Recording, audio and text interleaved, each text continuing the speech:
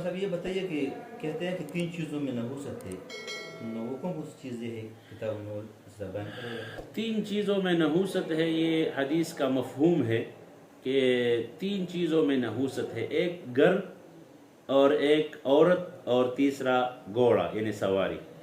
اب کون سا گھر اس سے مراد ہے؟ وہ گھر جس میں آدمی کی ضروریات کی زندگی پورا نہ ہو سکے، یعنی تنگ ہو، چھوٹا ہو، یہ مراد ہے۔ پانی وغیرہ نہ اس میں پانی نہ ہو، گیس نہ ہو، آج کل جو مصروفی ضروریات ہے وہ نہ ہو۔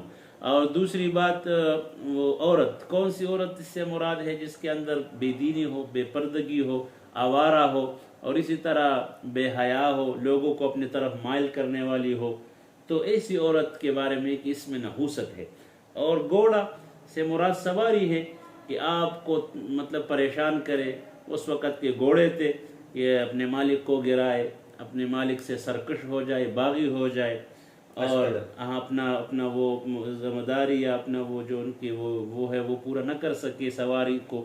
تو اسی طرح آج کل گاڑیاں ہے، اگر آپ کو ایک گاڑی بار بار تنگ کر رہے اس میں ہر وقت کام، جگہ جگہ وہ پنچر ہو، جگہ جگہ پہ وہ آپ کو، تو لہٰذا ان چیزوں میں نحوست ہے۔